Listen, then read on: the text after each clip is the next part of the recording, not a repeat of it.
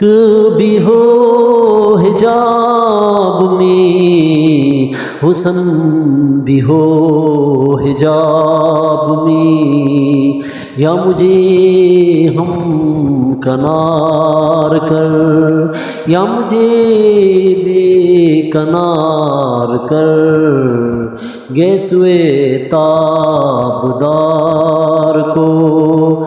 Welcome dear viewers to subscribes attention these who are watching.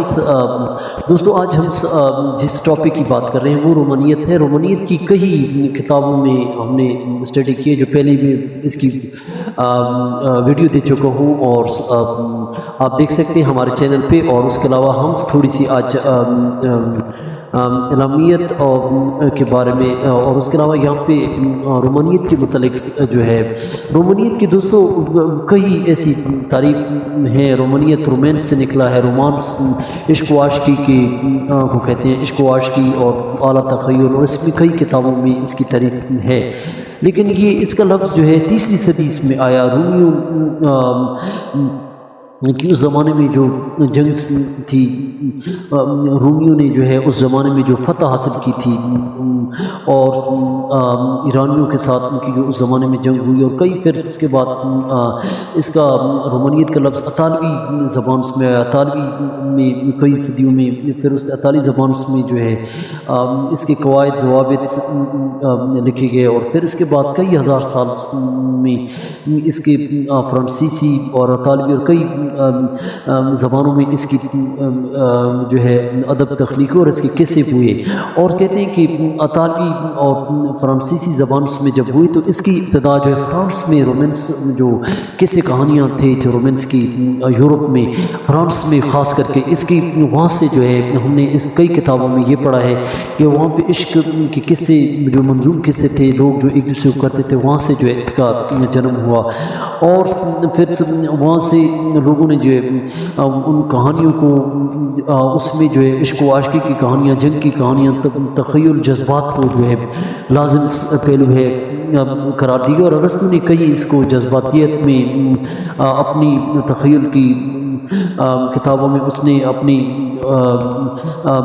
جو اس نے بوتیکا میں اس کا لفظ کو استعمال کیا، کیتھورس کو۔ لیکن یہاں پہ یورپ میں رومانس 18ویں صدی میں جو آیا، بعض کتابوں میں یورپ میں جو رومانس ہے یہ 18ویں صدی میں آیا، اور یہ کلاسیکیت کی ضد ہے، حقیقت نگاری کی ضد ہے، حقیقت کی ضد ہے، کلاسیکیت کی ضد ہے۔ کلاسیکیت میں اصول قواعد ہوتے ہیں، اور یہ 20ویں صدی میں جو 20ویں صدی عیسوی میں جو ہے نثر میں اس کا موازنہ ہوا، اور اس طرح 20ویں صدی میں نثر میں جو ہے سجاد حیدر جردن، مہدی ابتادی نے، اور پھر اس طرح کئی قلمکاروں نے یہاں پہ اس پہ لکھا، اور خاص کر کے اور یہ کلاسیکیت کی ضد تھی۔ اور اس کے علاوہ 20ویں صدی میں تقریباً 50 سالوں تک یہ نمایاں رہی، جس میں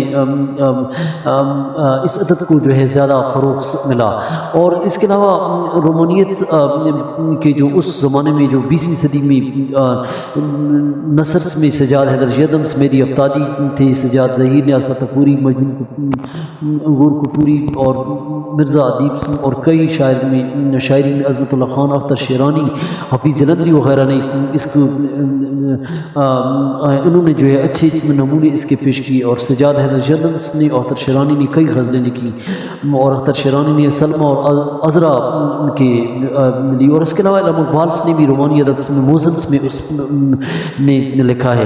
اور اس کے علاوہ اعلامیت کی جو ہم نے آپ کو مثالیں دینی ہیں، اعلامیت کو ہم انگریزی میں سائمبولزمس کہتے ہیں۔ سائمبولزمس کے طور پر اعلامیت کے لفظ علامت سے نکلا ہے، اور اس کے لغوی معنی سراغ لگانا، اشارہ،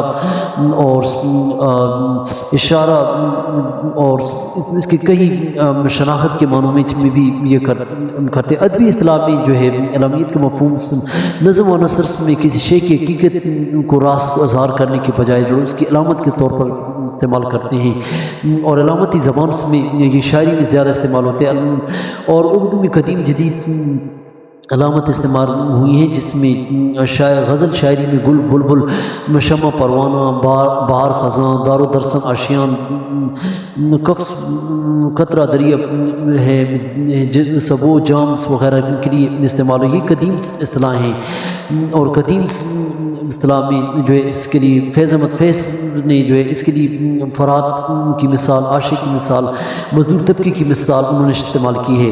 اردو شاعری میں جدید جو نظم نگاروں نے اس کے لیے فلسفانہ، نفسیاتی، سماجی اور معاشی سیاسی علامتیں وضع کی ہیں.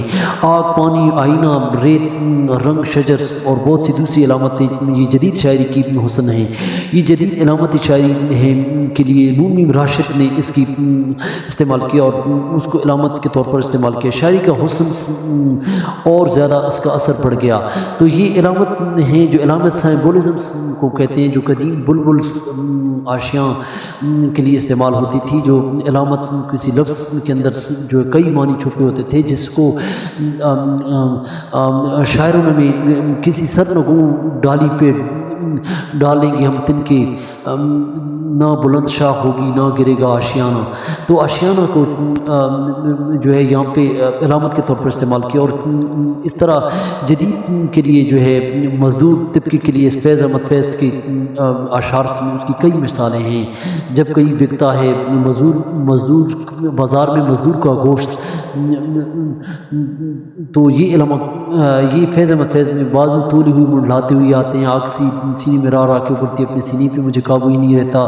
اس طرح فیض احمد فیض نے اور غالب نے ایک شعر میں یہ بھی اشارہ کیا ہے کہ رقصن سے ٹپکتا وہ لہو کی پھر نہ تھمتا، جسے غم سمجھتے ہو یہ اگر شرار ہوتا.